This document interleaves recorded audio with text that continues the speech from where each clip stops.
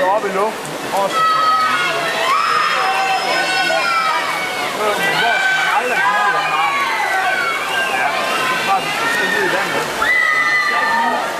Og det er Elisa Davis fra Færmen, der vinder første gang i 33-65. Langt foran nummer 2 er Louise Dolleris i 35-36, og Camilla Kent Søren i 35-84.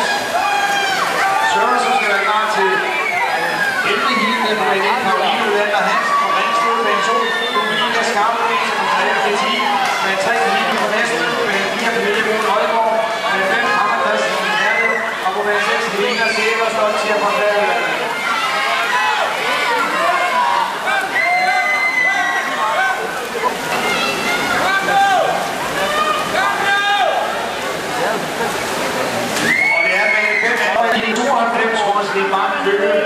Så har vi en diskvalifikation der, nummer 9, svømning på maven ved 50 meter.